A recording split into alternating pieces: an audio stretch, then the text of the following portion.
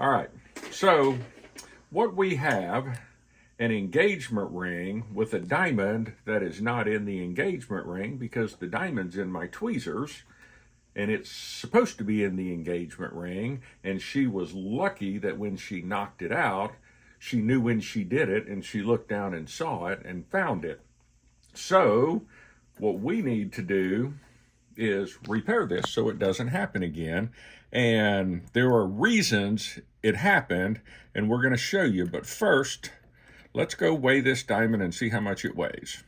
Okay. Zero the scale out, drop my stone, put the cover on. 1.04, 1.04. Okay, 1.04 carats. Okay, there's two things that happened here. First, and when we get the final product finished, a prong, when it's done properly, will look something like this, where you've got plenty of metal out here and you've got plenty of metal over the stone. As time goes on, this starts wearing out, okay?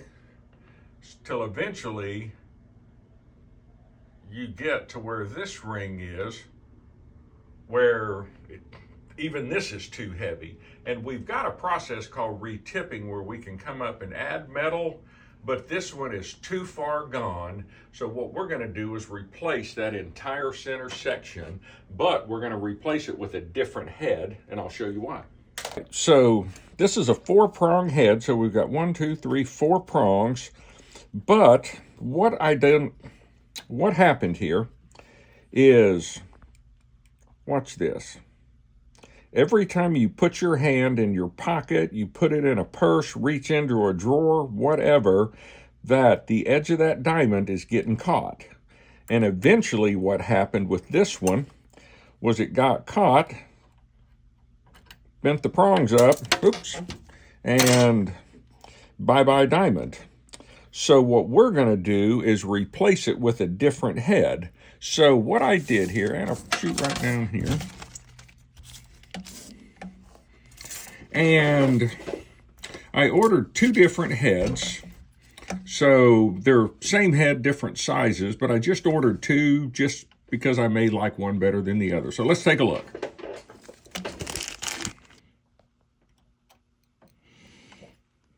No, this one's too big. But I wanted it just in case. Let's try the other one.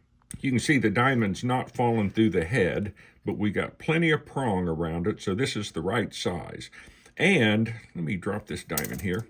You'll also notice that it's 6 prongs instead of 4. Where's this ring? Shoot right up here, Anna.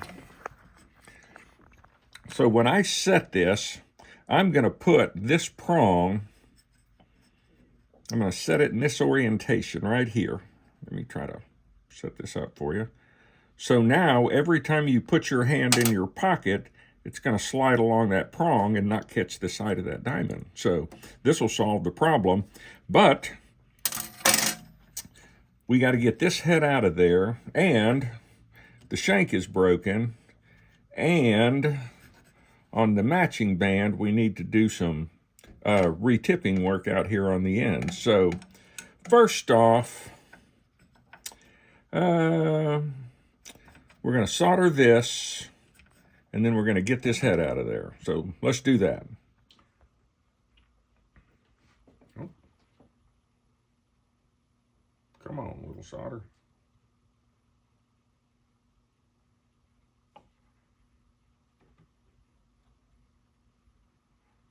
All right, we are going to hope that this head was just soldered in there and it's going to just lift out of there. That would be ideal. Come on.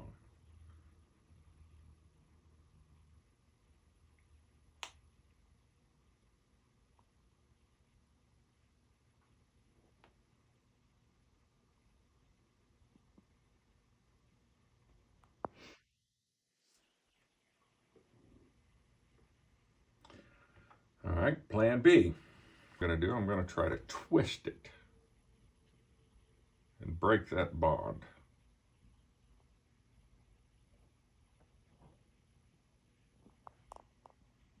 Come on, get out of there.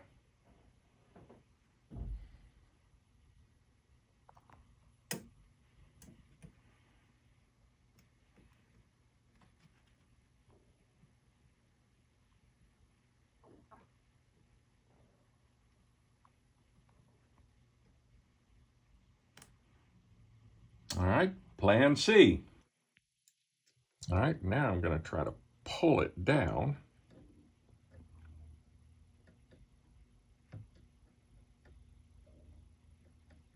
Get out of there.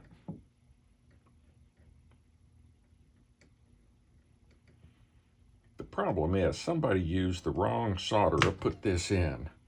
Ha! And if you'll look right there, see that little square peg? That's what I wanted out of there, because if you'll look right here, you'll see there's a hole in the ring, and now I don't have to recreate it. That's what I needed, was that hole right there. Okay, so why was that so hard to get out of there?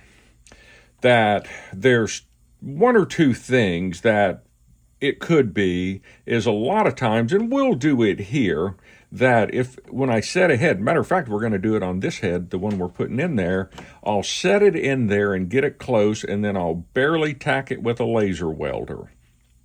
And that's just to hold it for when I solder it, and it'll stay in place.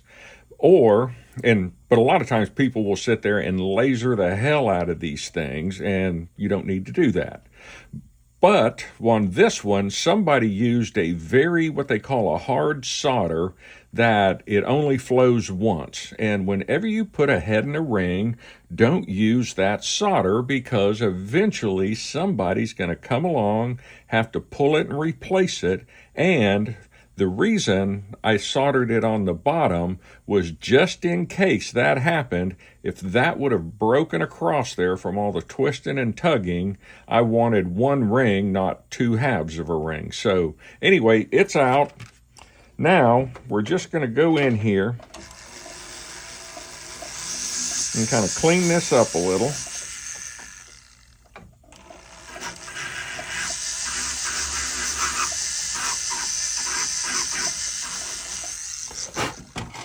Now, let's get this hole drilled out to fit our new head.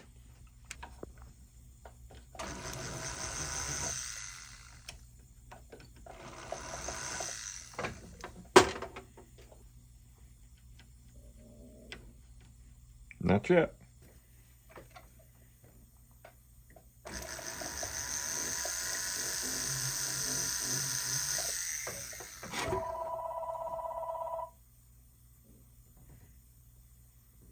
Getting close.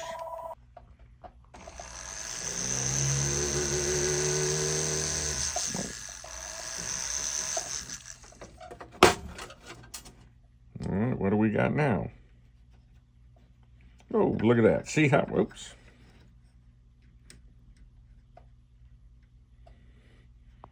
Look at that. All right. If you look straight on it, see how the head's not tight in there, but what we're going to do is tack it with a laser welder, because I can kind of hold it in my hand, tack it, get it right where I want it, and then solder it. But first, I want to pre-polish all of this in here.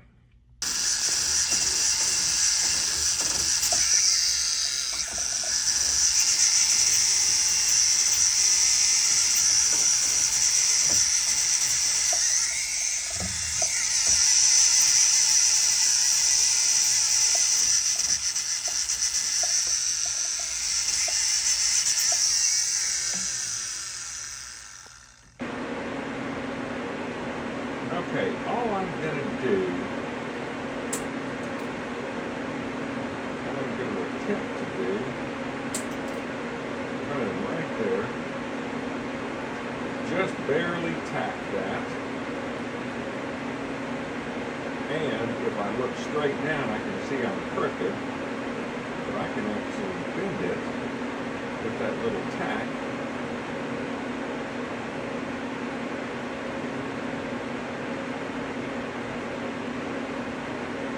Right now, let me take it out and give it a good once over. Wiggled it into place, and I'm just going to give it barely one more tack, just because we kind of moved it and put pressure on that other one.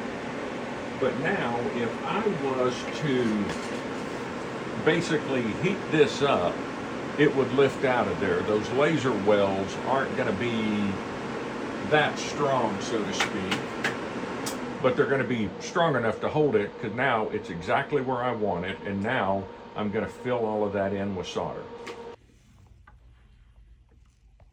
All right, so, dropped it. Try not to drop it this time.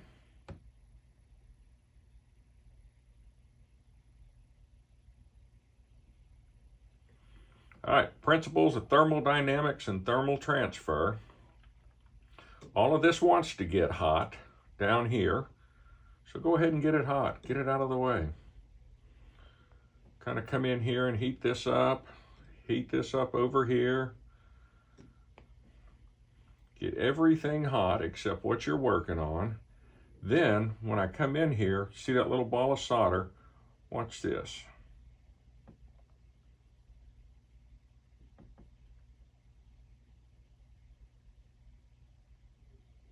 Boom, did you see it flowed right under there? Okay, while that's cooling down, remember on my little drawing I did where I said that if a prong gets worn out, sometimes you can add metal to it. That's what I'm going to do on the band here, the matching band. I'm going to put a piece of gold on top and then flow it to match.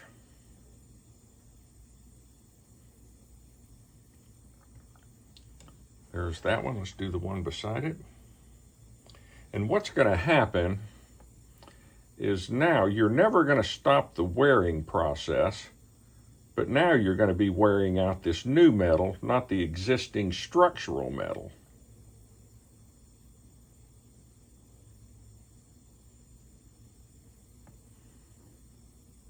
All right, those look good before we clean them up. All right, let's do these other two on the end of the other side. All the rest of the prongs on here look pretty good.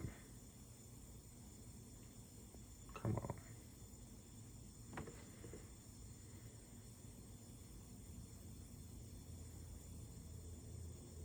There's one.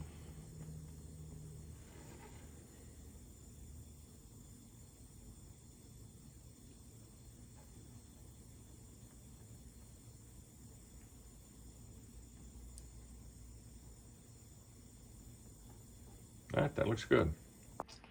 All right, so if you read the scale, here's 1, 2, 3, 4, 5 millimeters, 6, and this is the line we're reading. So this is about 6.2 millimeters.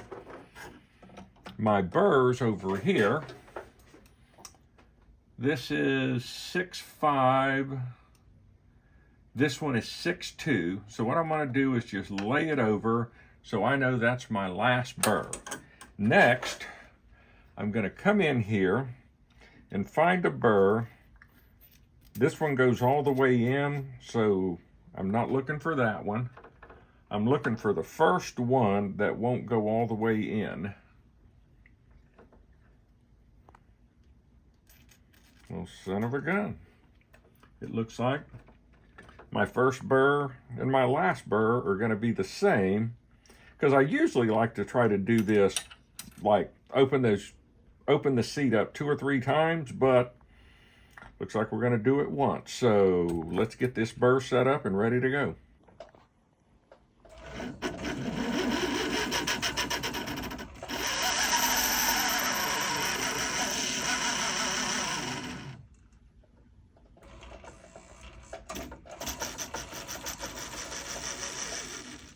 I'm just kind of looking to make sure I'm good and even. All right, now will this diamond sit in there?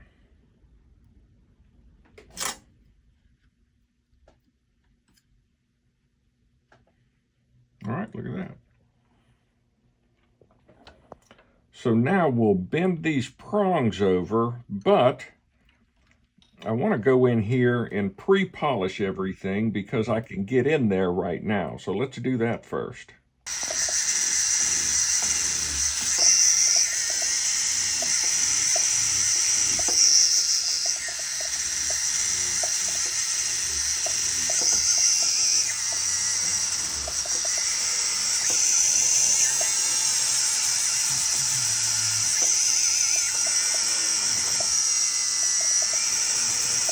These prongs, see how it's bent over the stone now? Let's rotate it. Do the same thing on the other side. I'm not going all the way. I'm just kind of trying to get it started. Okay. I want this stone to still be loose in here. There we go.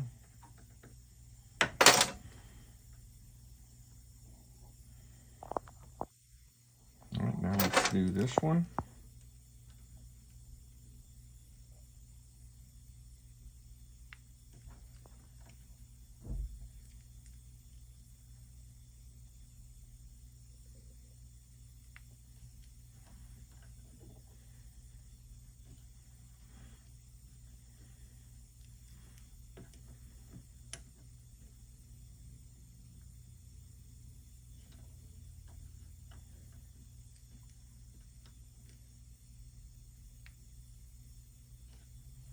All right, now let's just rotate it and make sure everything's nice and seated. It is. All right, let's go just a little more on each one.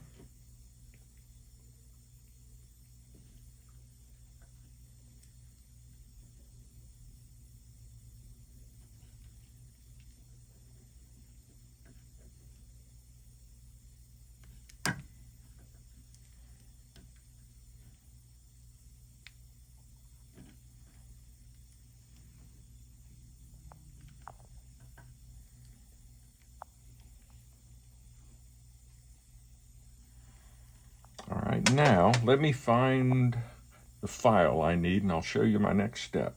Okay, so you'll notice how the prongs were kind of square right here.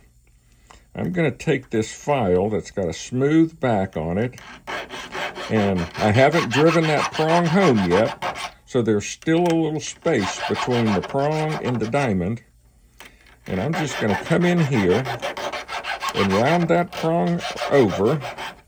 And then, as I roll my file, I'm going to round the top of it and the front edge. Just round it off. I just like that look a little better, so let me do that 5 more times.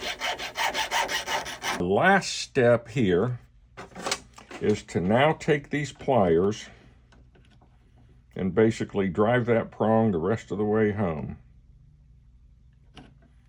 And this is always nerve-wracking.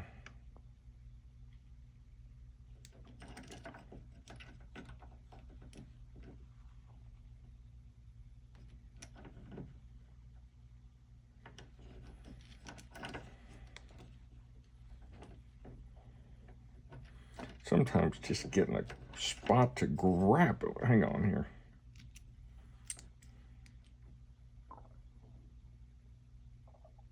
There.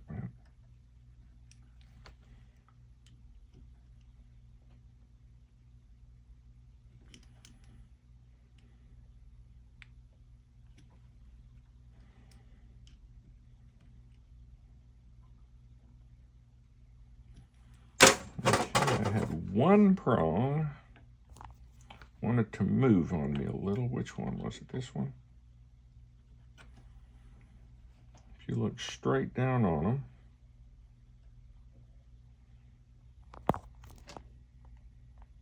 all right, everything looks pretty good. Now, let's clean this up here, and then let's clean this up here.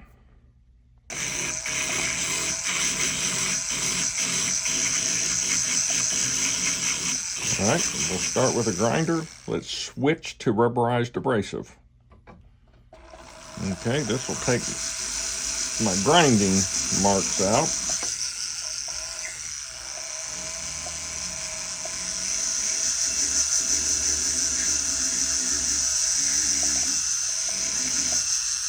And while we're on rubberized abrasive, let's go to this ring that we did the tips on. Start getting that cleaned up.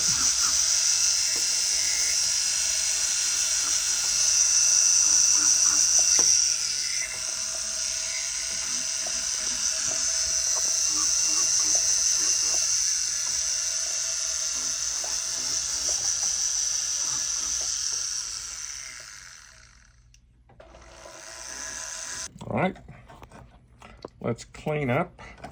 Oops. Inside here where we worked on it. I can't get my hand out of the way so you can see it. Prized abrasives.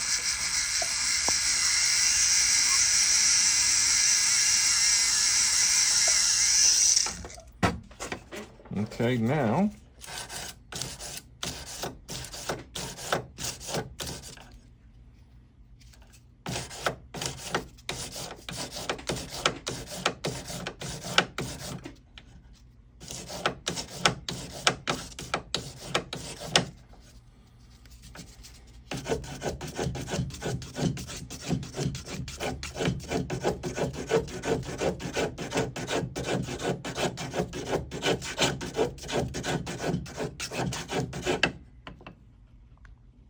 all right, to the big wheel. Because these rings are getting the full spa treatment, we're going to rhodium plate them. And in order to do that, the first thing I want to do is what's called electro clean, which just gets them clean at the molecular level. All right, let me get the other one. All right, now we'll do the band. All right, here we go. See it bubbling? It's putting a layer of rhodium, which is a pure white metal, and it just gives it a real clean, bright look.